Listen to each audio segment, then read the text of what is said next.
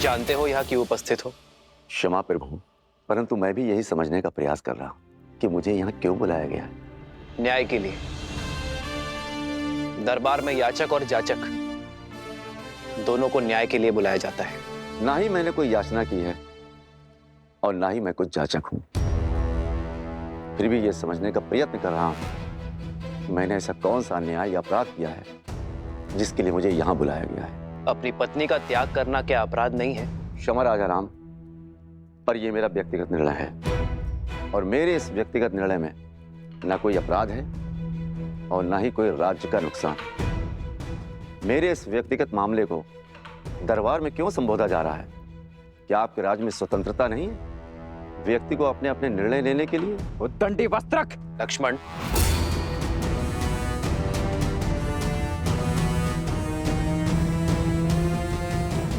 निर्णय और मामला दोनों अवश्य व्यक्तिगत है, किंतु अन्याय एक स्त्री पर हुआ है। उसने अपनी व्यक्तिगत स्वतंत्रता का उपयोग कर सहायता और अन्याय का निवारण मांगा है और यह अवश्य ही राज्य के क्षेत्र में आता है वस्त्रक। न्याय करना एक राजा का परम धर्म है और इसी कारणवश तुम्हें यहां बुलाया गया है। तो न्याय अवश्य होना चाहिए राजा राम, परंतु आशा करता हूं कि याचक एक स्त्री है और आप पक्षपात बिल्कुल नहीं करेंगे उस याचक पर जो एक पुरुष है। मौन हो जाओ वस्त्रक, अन्यथा यहीं तुम्हारी जिह्वा काट दूंगा मैं।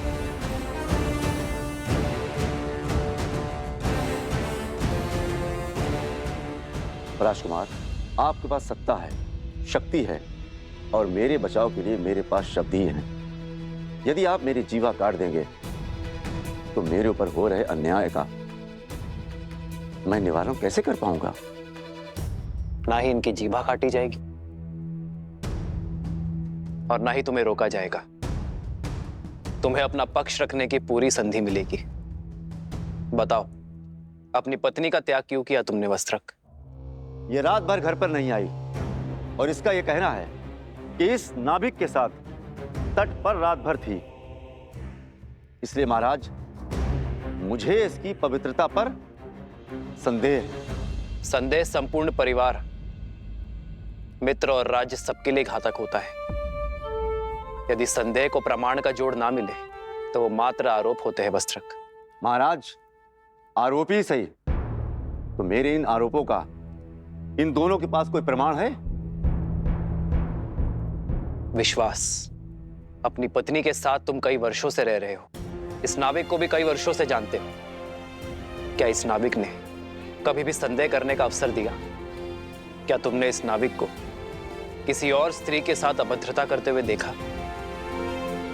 क्या इस अविश्वास का प्रमाण है तुम्हारे पास वस्त्रक? तुम अपने घर के द्वार बंद कर दो और बाहर ना निकलो तो इसका यह अर्थ नहीं कि बाहर सूर्योदय नहीं हुआ है। वही तो राजा राम, द्वार बंद कर घर के भीतर बैठो, इससे यह भी तो नहीं कहा जा सकता कि सूर्य पर ग्रहण नहीं लगा है। और फिर महाराज, ये तो स्वयं स्वीकार कर रही है कि ये इस नाविक के साथ थी। फिर इस बात का क्या प्रमाण है कि इनके बीच कुछ घटित नहीं हुआ?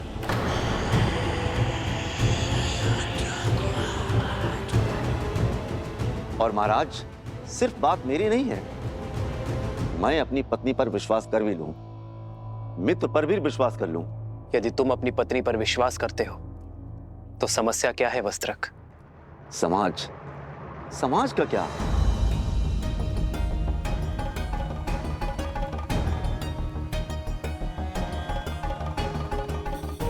यही समाज जो अपनी बातों से मेरा घर फूकेगा, अपने कटाक्षों से मेरे संबंधों पर लांछन लगाएगा, यहां तक कि मेरी संतानों तक को ताने मारेगा, उल्हाना देगा। जहां कहीं से भी निकलेंगे फुसफुसाहट करेगा। महाराज, मनुष्य विवाह करता है सुखी रहने के लिए। जब सुखी नहीं रह जाएगा तो उस संबंधों का रखना क्यों? मैं एक वस्त्रक हूं, वस्त्रों पर लगे लांछनों को धोता, अपने ही मस्तक पर कलंक सजाकर कैसे जी सकता?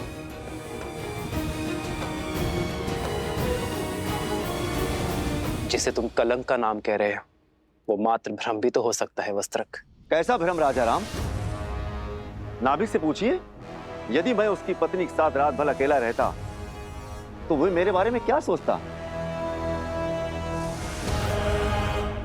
पूछिए मेरी पत्नी से, यदि मैं पर स्त्री के साथ रात भर बाहर बिताकर आता तो क्या मेरी पत्नी मुझ पर विश्वास करती?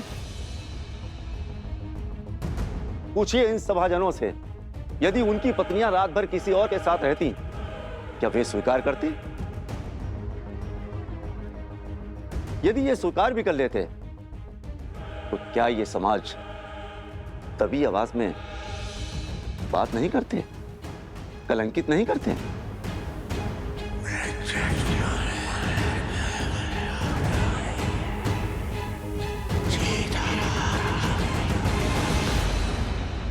विश्वास का केवल एक ही आधार है, प्रेम। यदि प्रेम सत्य है तो अविश्वास कैसा? यदि प्रेम है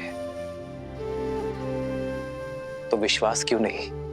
क्षमा करना महाराज, समाज के शब्द रूपी बाण सबसे पहले सुख पर वार करते हैं और फिर प्रेम पर प्रहार करते हैं। मैं किसी उच्च पद पर विराजमान नहीं हूं और ना ही कोई बड़ा सेठ हूं जिससे लोग भय से या सम्मान से चुप रहेंगे। मैं तो एक मामूली वस्त्रक हूं। वस्त्र धुलने में कोई कमी रह जाती है तो कोई कुछ भी सुनाकर चला जाता है। हो सकता है मेरी सोच अनुचित हो और यह भी हो सकता है कि मेरी पत्नी पवित्र हो, पर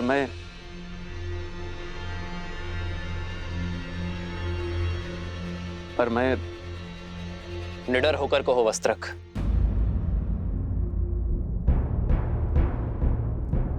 मैं मर्यादा पुरुषोत्तम राम नहीं हूं।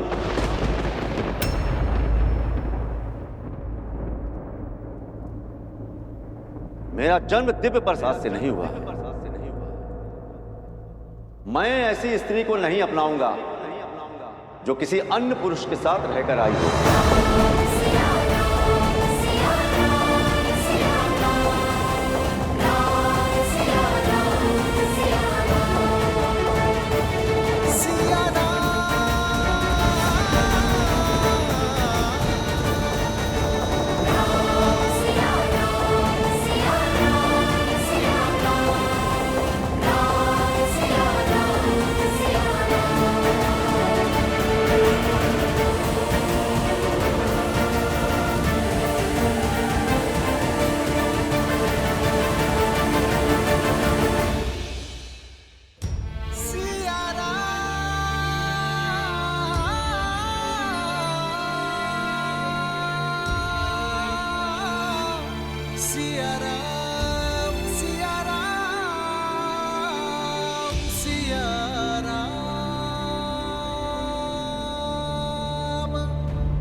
यदि हमारे रघुवंशी ऐसा समाज बनाना चाहते हैं जहां स्त्रियों की त्रुटियों पर पर्दा डाला जाए, तो ऐसे में तो हम तो दूसरे नगर में पहुंच जाएंगे।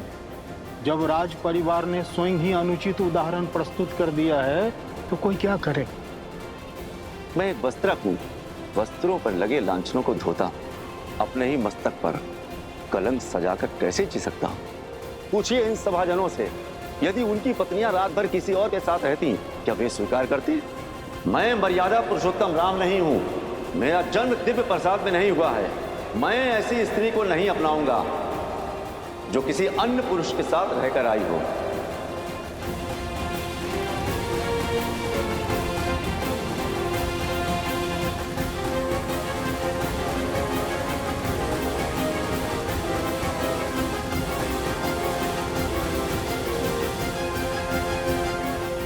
एकांत।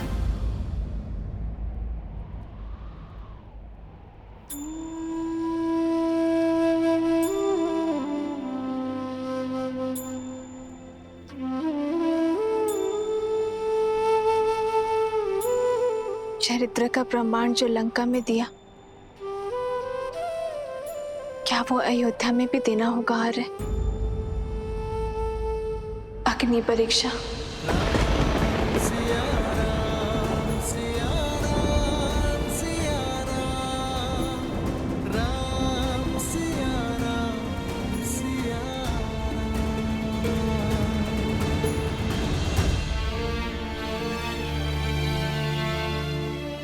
तुम अयोध्या की महारानी हो सीते, और मैं महाराजा। प्रजा राजा के पद चिन्हों पर चलती है। यदि तुम बार बार अपने चरित्र का प्रमाण दोगे तो इस संसार में हर पति अपनी पत्नी से बार बार अग्नि परीक्षा की अपेक्षा करेगा। पर स्वर्ण को तो हर बार कसौटी पर परखा जाता है ना आर्य। पर हर धातु स्वर्ण नहीं होती सीते। हर कोई मेरी सीता की भांति पूर्णतः पवित्र और दोष रहित नहीं होते। कौन किस अपराध के लिए दंडीकृत होगा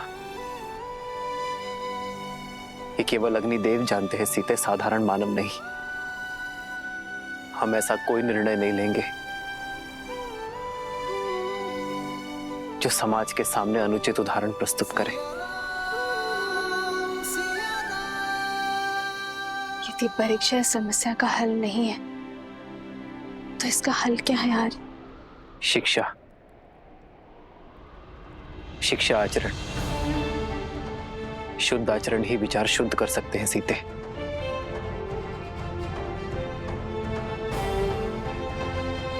मैं नहीं जानता सीते कि अपने समाज को कैसे शिक्षित करूं, कैसे अपनी प्रजा के मन में उठ रहे प्रश्नों को रोको।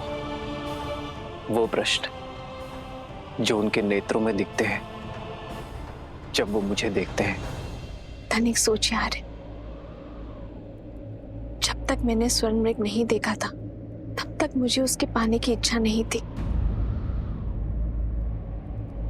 अर्थात जो नेत्रों को दिखता है वही मन को विचलित करता है आदि, और जो नहीं दिखता उसके विचार भी नहीं आते और उस पर प्रश्न भी नहीं उठते।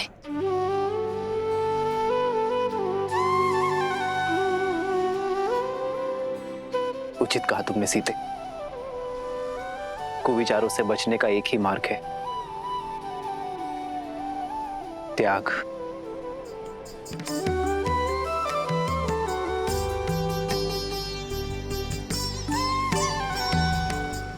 हम दोनों अपने राज्य का परित्याग कर देंगे तो ना ही कोई प्रश्न उठेंगे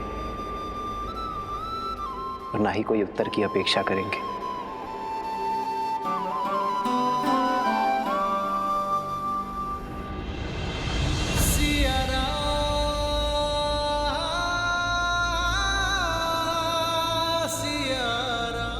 हम दोनों नहीं, केवल मैं आ रहे हैं।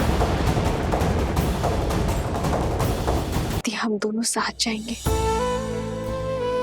तो वो त्याग नहीं, समस्या से भागना होगा आर्य। और रघुवंशी कभी समस्या से नहीं भागते।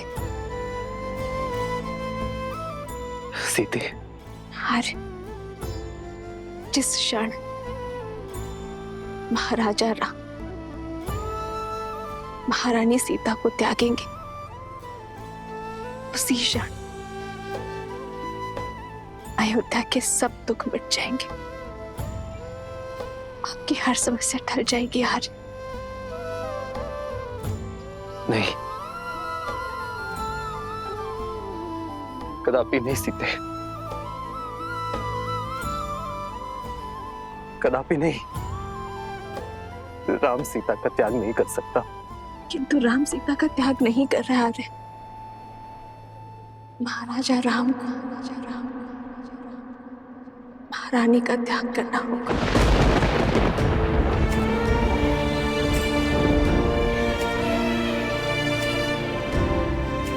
क्योंकि राजा राम पर उत्तरदायित्व है आर्य। रघुकुल की विरासत, अयोध्या के उत्थान का। यदि श्री राम ने ये सिंहासन छोड़ा तो अयोध्या में उत्तरदायित्व को छोड़ने का परंपरा बन जाएगी आर्य। आर्य, आपका वो वचन टूट जाएगा जो आपने अयोध्या को दिया, इस सिंहासन को दिया और अपने पूर्वजों को दिया।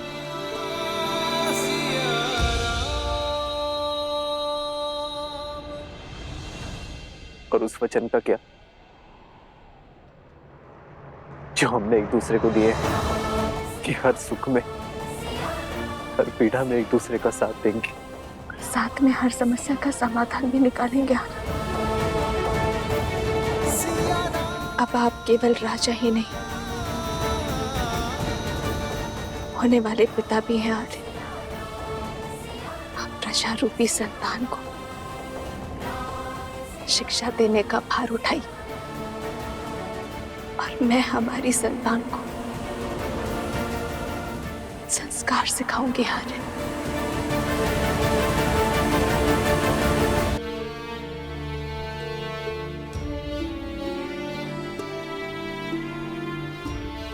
एक बार शांत मन से सोचिए, जो समाज, जो प्रजा मुझ पर, इस पर इतने लांछन लगाने को तत्पर है, उस समाज के बीच हम उसे संस्कार कैसे दे पाएंगे आर्य?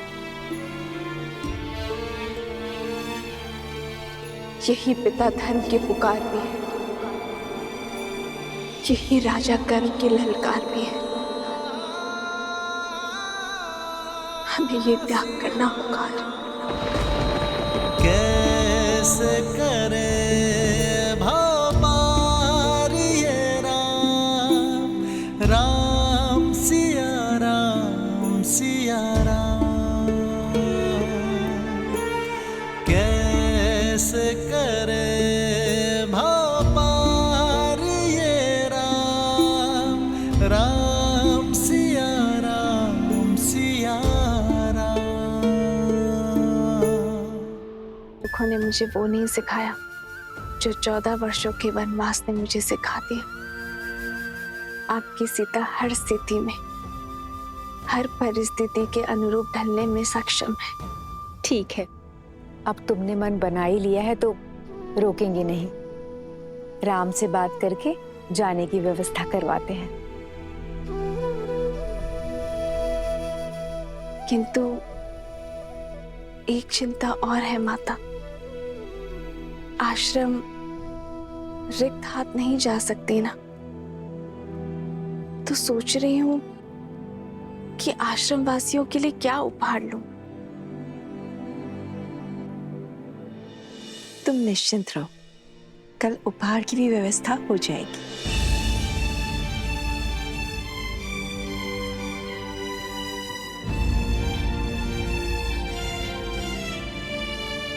जब राज परिवार ने स्वयं ही अनुचित उदाहरण प्रस्तुत कर दिया है तो कोई क्या करे।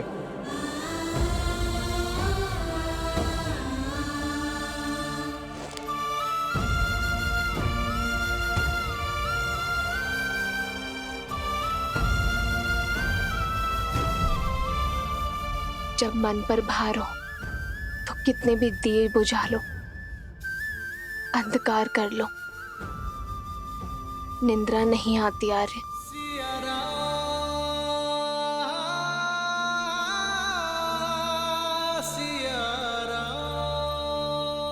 मैं आपकी चिंताएं समझ सकती हूँ आर्य।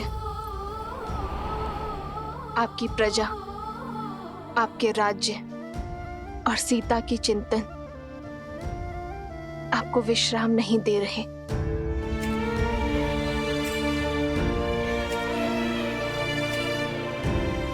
किंतु आपकी चिंता मेरे विश्वास से बड़ी नहीं आ रही। मुझे पूरा विश्वास है आप सब ठीक कर देंगे। इस राज्य को सुख, शांति, धर्म का स्थान, राम राज्य देंगे।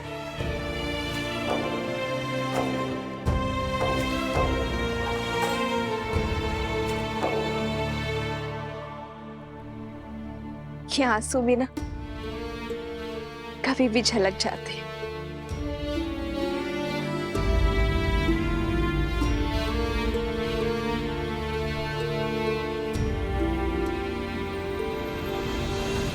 राम सिया राम सिया राम सिया राम, राम सिया राम सिया राम।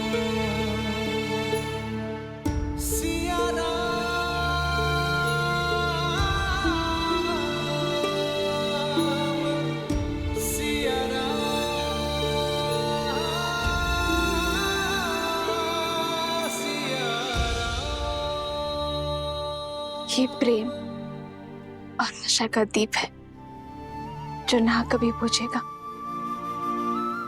और ना आप इसे कभी बुझाएंगे। निराशा शब्द में भी आशा भरी है आर्य। राम राज्य बहुत बड़ी आशा है। अंधकार को प्रज्वलित करने के लिए केवल एक दीप ही पर्याप्त है।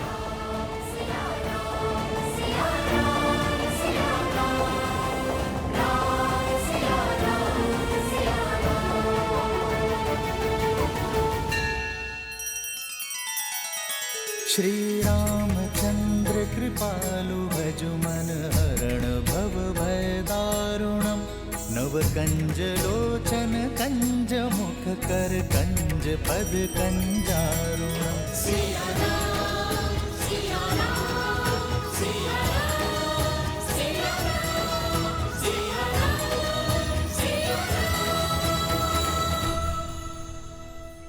सियावर रामचंद्र की, सियावर रामचंद्र की, सियावर रामचंद्र की, सियावर रामचंद्र की, सियावर रामचंद्र की, सियावर रामचंद्र की।